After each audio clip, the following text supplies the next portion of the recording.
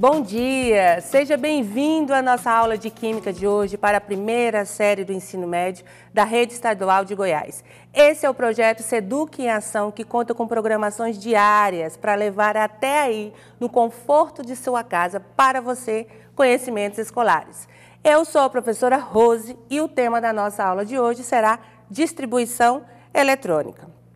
As expectativas de aprendizagem para essa aula serão: entender subníveis de energia, realizar distribuição eletrônica de átomos em seu estado fundamental e em forma de íons.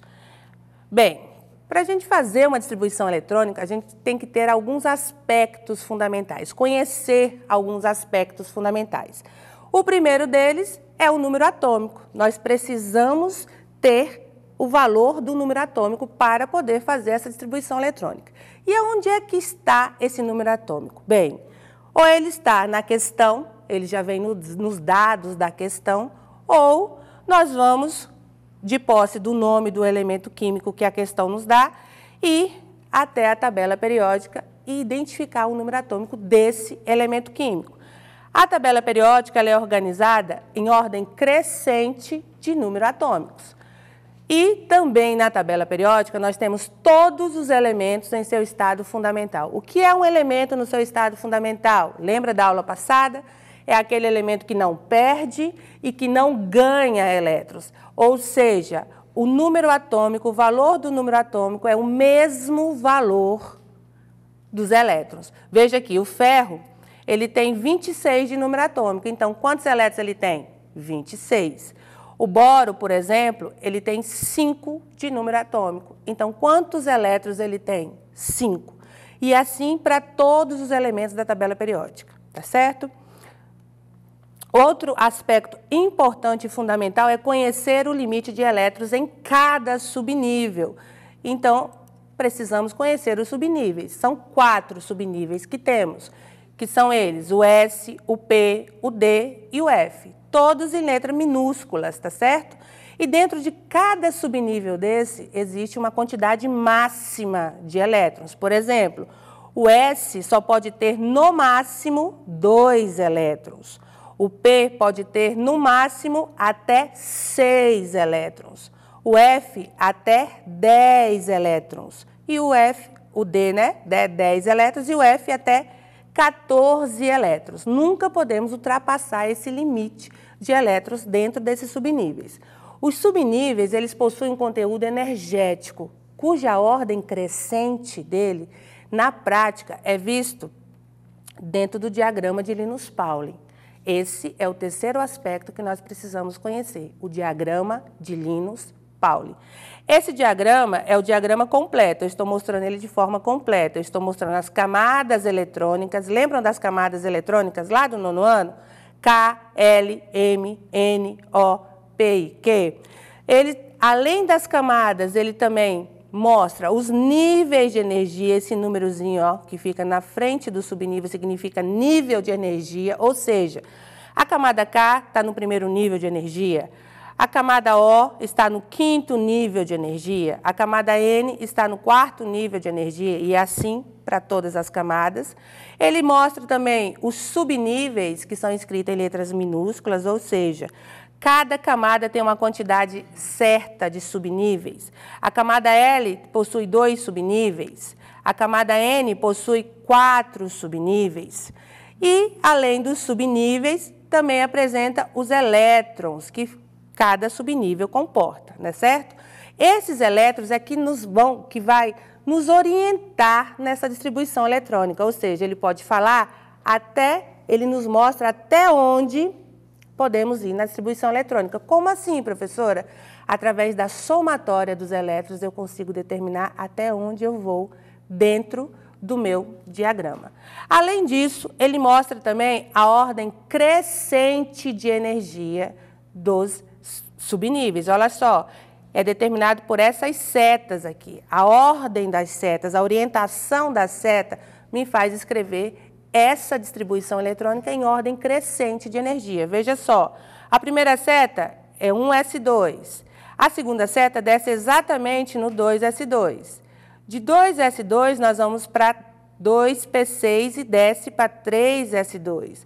De 3S2, eu subo para 3P6 e desço para 4S2. Depois eu subo novamente para 3D10 e desço para 4P6 e desço para 5S2 e assim vamos chegar até no subnível de maior energia, que é o 7P6. Então, agora, sabendo quais são os aspectos fundamentais que eu preciso, nós vamos treinar um pouquinho aqui. Nós temos aqui o elemento químico cálcio, com seu número atômico 20, e ele está no seu estado fundamental. Ou seja, a quantidade de elétrons é a mesma quantidade do número atômico. Então, nós vamos fazer a distribuição de 20 elétrons. Vamos lá para o nosso diagrama. 1S2, depois 2S2, depois 2P6 e 3S2. Vamos contar quantos elétrons tem. 2 mais 2, 4, mais 6, 10, mais 2, 12. Então, vamos para o próximo, ainda está longe. 12 mais 6, 18. Falta exatamente 2, que é justamente o próximo orbital que eu tenho aqui na minha sequência energética. Feito isso, a nossa distribuição acabou. Vou retirar do diagrama e vou escrever em ordem crescente de energia essa distribuição eletrônica.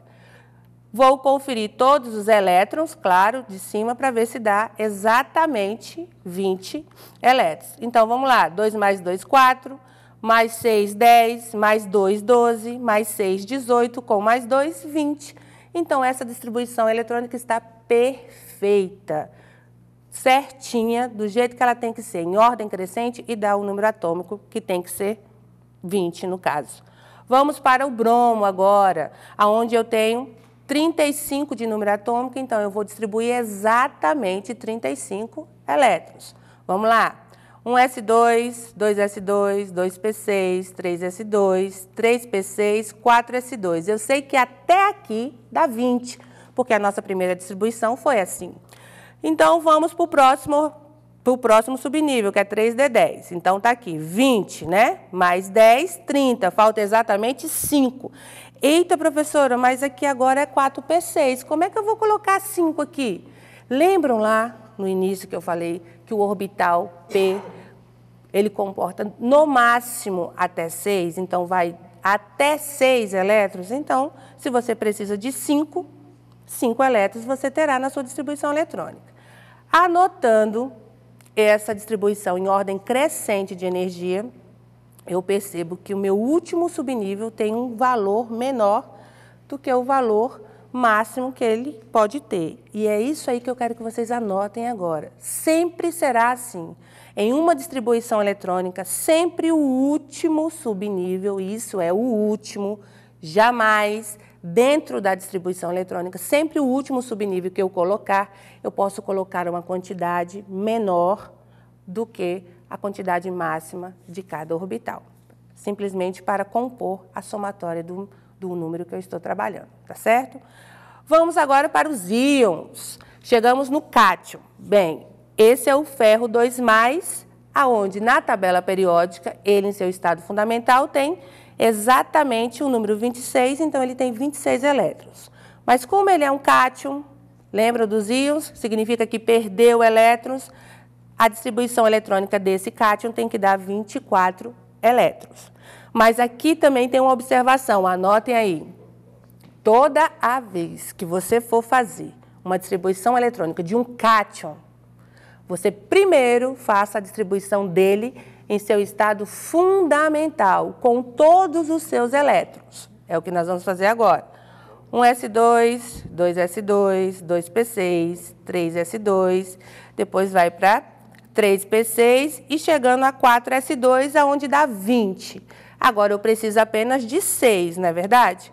O próximo subnível é o 3D10, mas lembram que eu falei que o D pode ter no máximo até 10? Então cabe perfeitamente o 6 aqui. E escrevendo a distribuição eletrônica, nós temos ele no estado fundamental. Agora sim, eu vou tirar os elétrons que eu preciso tirar, que são 2.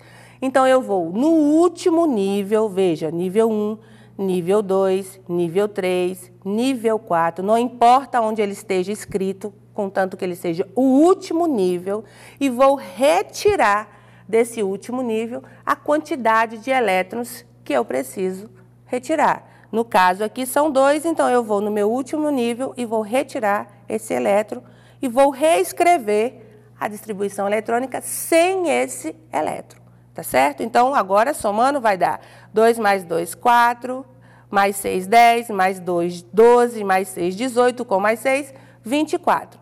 Coloco entre parênteses e indico a carga e o sinalzinho do de mais, que indica que é um cátion, e ele perdeu 2 elétrons. Agora vamos para o ânion, né? Significa que ganhou elétrons. Então, é muito simples, muito fácil, você vai apenas adicionar a quantidade de elétrons que ele tinha no seu estado fundamental. O enxofre tem 16 elétrons no estado fundamental.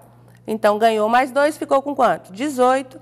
E aí, nós vamos para a distribuição dele com 18 elétrons, que vai dar exatamente até aqui. Somando os elétrons, 2 mais 2, 4, com 6, 10, com 2, 12, com mais 6, 18, e escreve a distribuição eletrônica desse ânion, entre parênteses, também representando quantos elétrons foram acrescentados e o númerozinho de menos para indicar que ele é um ânion, que ele recebeu elétrons. Então, eu espero que vocês tenham anotado todas as observações que a gente fez durante a aula, que o último subnível sempre pode ter um menor valor, que dentro de um cátion nós temos que fazer primeiro a distribuição eletrônica dele no estado fundamental para depois retirar do último nível a quantidade de elétrons que eu preciso, tá certo?